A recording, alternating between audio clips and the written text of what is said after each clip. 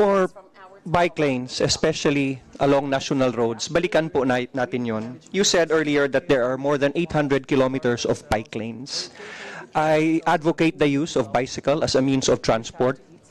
Pero what is the DOTR's opinion when it comes to the location of the bike lanes? Do you have data na ang pagsakop ng national roads para gawing bike lanes ay nakakatulong sa pag-ease ng traffic, which is the mandate of DOTR? O do you agree with me na mas maganda kung may mas appropriate na lokasyon ang mga bike lanes, especially in national roads, where they don't have to take up an entire lane intended for public utility vehicles and private vehicles? What can you say about that, Yusek?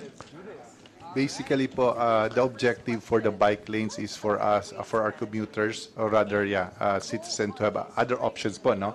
Other than the normal mode of transportation. So yung concentration po natin dito sa bike lanes, we go for the cities, the bigger cities po, which needs additional mode of transportation. Do you agree with me that the current location of bike lanes along national roads, especially EDSA, tama po bang nang doon ang mga bike lanes? O dapat ilagay natin sila sa mas tamang lugar? The program regarding bike lanes po, I'll just have to be transparent po, no, was in the previous administration, so nandiyan na po yan ngayon.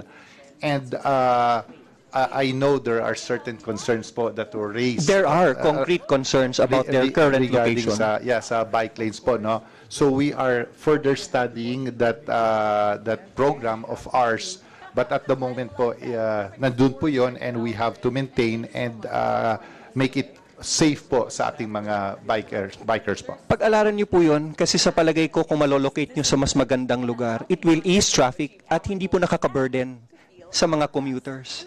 I had to raise that, Mr. Secretary, because if we go back to the JICA study for, the latest is 2017. PUVMP na ngayon ay PTMP. Magkano po ang budget for that for 2025? Your Honor, yung budget po natin for PTMP for this year, it's 1.6 billion pesos po, Your Honor. Mr. Chair, meron pa bang hiwalay sa, halimbawa, Davao has its own transport modernization? Yeah, sa Davao po, meron din po separate budget. Magkano, Mr. Chair?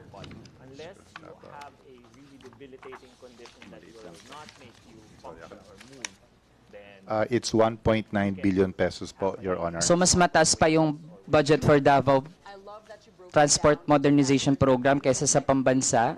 Bakit po hiwalay at mas mataas pa yung sa Davao, Mr. Chair? Basically po, yung sa Davao po, it talks about acquiring buses, no? It's 1,000 buses po, that includes electric vehicle at saka yung mga diesel po. And then it talks about yung road po, no? Yung ayusin po natin to. We're talking of 670 kilometers within the Davao area po. Kaya po ganito po kalaki yung budget, or rather this is the budget po for our Davao Public Transport Modernization Project. Okay. So to wrap up na lang, Mr. Chair, since kung mag-delve pa ako dun sa details ng PTMP, I'd expect the same responses dun sa mga hearings natin dito sa Kamara. At in fact, may Senate resolution urging for the suspension of the PUVMP or PTMP, Mr. Chair.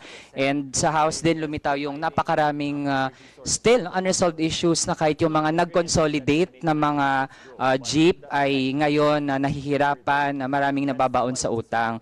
So for this representation, Mr. Chair, buti nga ako hindi ipa-prioritize itong PUVMP or PTMP. Dapat nga hindi ito magpatuloy. So in the appropriate time, Mr. Chair, isusulong ko pa nga na dapat ay zero budget. No? Dapat i-defund yung PUVMP or yung PTMP para sa 2025 hanggat hounded ito ng napakaraming issues kahit dun sa mga sinasabing majority consolidated na mga jeep. Yun lang, Mr. Chair. Salamat.